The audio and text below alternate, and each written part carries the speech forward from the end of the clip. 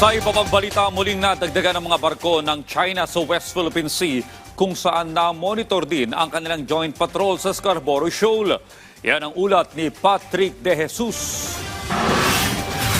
Walang magiging pagbabago sa deployment ng Armed Forces of the Philippines sa West Philippine Sea. Ito'y kahit muling nabuhay ang pag-uusap sa posibleng joint oil exploration sa pagitan ng Pilipinas at China. Dahil na rin sa nagpapatuloy na energy emergency, bunsod ng tensyon sa Middle East. The Philippine Navy, Air Force, the Philippine Army, the entire AFP, amid all the negotiations being conducted by DFA, will continue performing its mandate of patrolling our seas and securing our sovereignty and sovereign rights. Bearing in mind that the Chinese Communist Party is not a reliable partner on the negotiating table. Noong nakaraang linggo lamang, muntik banggain ng missile frigate ng PLA Navy ang BRP Benguet ng Philippine Navy malapit sa Pag-asa Island. Ayon sa National Security Council, mananatiling profesional ang bansa sa mga ganitong mapang-udyok na insidente kung saan parehong warship na ang sangkot. Our actions are always on the legal side. So we do not do that aggressive and illegal and coercive actions at sea. So we are following rules of engagements at sea. We avoid responding to dangerous maneuvers like we have seen before. Noong weekend, iniulat ng PLA Southern Theater Command na nagkasa ng Naval, Air and Coast Guard Patrol ang China sa Scarborough Shoal o Bajo de Masinloc. Ayon sa AFP, may mga na-monitor na Chinese assets pero walang pagsasanay. There was no exercise conducted.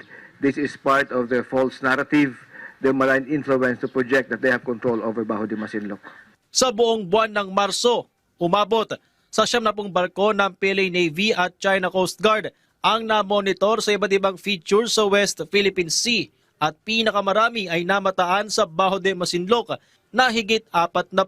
Kahit naman may naging inisyal na muling pag-uusap sa oil and gas exploration ang Department of Foreign Affairs at Chinese Foreign Ministry, tiniyak ng pamahalaan na non-negotiable ang 2016 South China Sea arbitral ruling pabor sa Pilipinas. We have a baseline principle. We have our constitution. So any talks has to be based on this baseline. So it is very clear. It is a discussion and it will never undermine our sovereign rights and our sovereign or territory in the Philippines. Samantala, muling nilinaw ng Philippine Coast Guard na limitado lamang ang kanilang magiging joint cooperation sa China Coast Guard kahit pa kabilang ito sa napag-usapan sa back-to-back 24th Foreign Ministry consultation at 11th Bilateral Consultation Mechanism on South China Sea na idinaos noong March 27 hanggang 28 sa Fujian Province, China. I think it was made clear by the previous statement of DFA. We can engage with China Coast Guard only in matters that of our mutual interests, but definitely not about joint Coast Guard patrol in the South China Sea. Patrick De Jesus para sa Pambansang TV sa Bagong Pilipinas.